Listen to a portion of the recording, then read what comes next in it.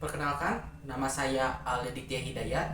Di kesempatan kali ini saya akan menjelaskan terkait artikel ilmiah saya dengan judul Analisis Penggunaan Bahasa Indonesia Baku pada Sistem Informasi.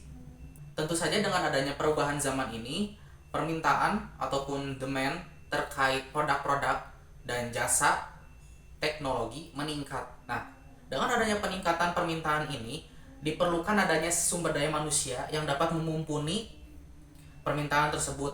Nah, di sini adalah di mana sistem informasi berperan menjadi jembatan antara klien dengan penyedia jasa. Dengan menjadinya jembatan antara klien dan penyedia jasa, diperlukannya komunikasi yang efektif agar tidak ada informasi yang salah disampaikan dan dapat disampaikan secara efektif. Namun kenyataannya tidak demikian. Terkadang di real case ataupun di kasus nyata banyak sekali implementasi sistem informasi yang tidak tepat. Oleh karena itu banyak sekali kasus-kasus yang terjadi akibat tidak menerapkannya komunikasi yang efektif pada proses sistem informasi. Nah, di sini kita akan menganalisis bagaimana peran bahasa Indonesia yang baku dapat menyelesaikan masalah ataupun permasalahan daripada sistem informasi ini. Nah, di sini saya akan menjelaskan terkait bagian pendahuluan di artikel ilmiah saya. Nah, di bagian pendahuluan ini saya lebih mendetailkan lagi terkait adanya perubahan zaman, dampaknya yakni banyaknya permintaan terkait produk dan jasa teknologi, dan karena banyaknya permintaan tersebut dibutuhkan banyak sumber daya manusia untuk memenuhi permintaan-permintaan tersebut. Nah, karena kebutuhan ini perlu dipenuhi secara cepat, peran sistem informasi menjadi jembatan komunikasi antara klien dan penyedia jasa diperlukan. Nah, dalam menjembatani penyedia jasa dan klien diperlukan adanya komunikasi yang tepat dan efektif. Namun pada kenyataannya tidak selalu demikian. Kadang informasi yang disampaikan dapat salah diartikan atau memiliki persepsi berbeda antara penyedia jasa ataupun klien, yang akhirnya menyebabkan produk akhir tidak sesuai dengan permintaan klien. Nah, tentu saja dengan adanya ketidaksesuaian ini menyebabkan penambahan waktu yang diperlukan untuk menyediakan jasa tersebut ataupun produk tersebut. Nah, dengan permasalahan sebelumnya, di sini saya akan melakukan penelitian dampak penggunaan bahasa Indonesia yang baku terhadap komunikasi dalam ranah sistem informasi secara teoritis. Nah, mari kita lanjut di bagian metode penelitian. Di sini, metode penelitian yang saya gunakan adalah kualitatif deskriptif agar dapat menggambarkan secara jelas bagaimana dampak dari penggunaan bahasa Indonesia yang baku di kehidupan ataupun di lingkungan kerja. Metode penelitian ini relevan karena selaras dengan fokus kajian ini, yakni mendapatkan ataupun mengoutputkan data deskriptif berupa kata-kata dan perilaku yang dapat diamati secara alamiah. Subjek dari penelitian ini adalah seorang project manager di salah satu perusahaan yakni Civica Bayan Consulting, di mana peneliti yaitu saya bekerja. Nah, secara tidak langsung penelitian ini berlangsung dari awal saya bekerja, yakni dari tahun 2024 sampai dengan hari ini.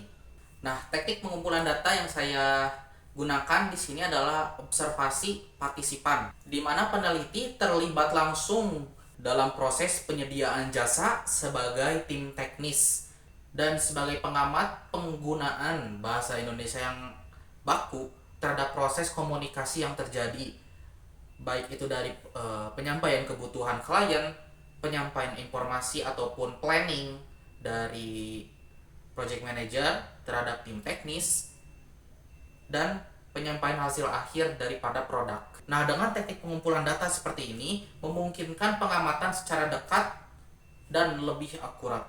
Nah, mari kita lanjut di bagian hasil dan pembahasan. Nah, berdasarkan penelitian yang dilakukan, terdapat beberapa poin yang didapatkan ataupun hasil ya. Nah, poin pertama adalah subjek dan klien berkomunikasi menggunakan bahasa Indonesia yang baku. Poin kedua, subjek dan tim berkomunikasi menggunakan bahasa Indonesia yang baku ditambah dengan istilah-istilah teknis yang pastinya diketahui oleh dua belah pihak, yaitu dari pihak project manager dan tim teknis. Poin ketiga, saat mengulas umpan balik dari klien ataupun feedback, hasilnya sesuai dengan keinginan klien. Poin keempat, klien lebih aktif memberikan umpan balik terhadap tim teknis dan project manager. Poin kelima, tim teknis tidak perlu merevisi pekerjaannya. Jadi feedback yang diberikan klien bersifat menambahkan saja begitu, seperti menambahkan fitur ataupun penyesuaian minor yang tidak mengganggu flow ataupun alur dari proses bisnis yang sudah ditetapkan. Nah, poin 6, ketika subjek tidak dapat bekerja, tim teknis banyak melakukan revisi pekerjaan karena penyampaiannya terhadap klien yang tidak menggunakan bahasa Indonesia yang baku.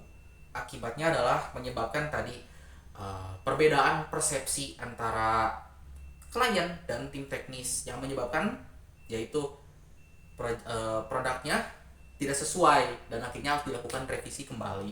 Nah, berdasarkan hasil penelitian tadi, peran subjek terhadap proses komunikasi antara penyedia jasa dan klien itu sangat dibutuhkan agar dapat mempercepat ataupun meminimalisir revisi-revisi yang mungkin terjadi apabila tidak menggunakan bahasa Indonesia yang baku. Karena pada dasarnya tugas daripada penyedia jasa adalah menyediakan jasa, bukan berkomunikasi dengan klien. Nah, di situ adalah peran di mana project manager sebagai bagian dari sistem informasi diperlukan agar dapat menjadi jembatan tadi untuk klien dan penyedia jasa agar komunikasi yang terjadi efektif dan tidak ada revisi-revisi besar ataupun major ya.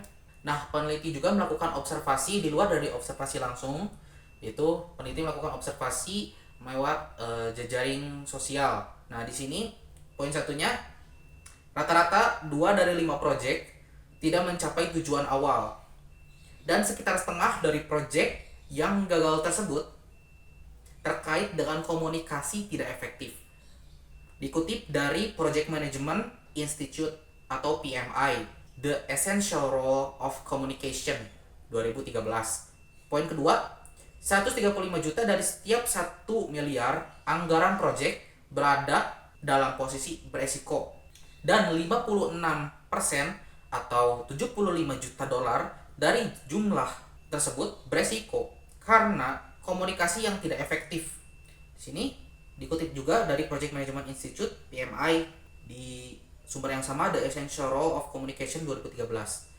Selanjutnya di poin ketiga, kegagalan mengelola komunikasi secara formal dan struktur bisa mengarah pada kegagalan proyek atau setidaknya mengganggu pencapaian tujuan dari jadwal. Di sini dikutip dari Acertra 2024, Poor communication lead to project failure 1/3 of the time. Nah, berdasarkan hasil riset jejaring sosial tadi, dapat disampaikan bahwa masalah komunikasi dalam ranah sistem informasi memang merupakan permasalahan yang nyata begitu. Nah, kita sampai di bagian akhir yaitu kesimpulan dan saran. Nah, berdasarkan penelitian tadi, didapatkan bahwa bidang keilmuan sistem informasi erat kaitannya dengan bidang keilmuan bahasa Indonesia. Nah, di mana ini berkaitan? Yaitu di bagian esensial ataupun di bagian utamanya, yaitu komunikasi, menjembatani daripada proses komunikasi klien dengan penyedia jasa.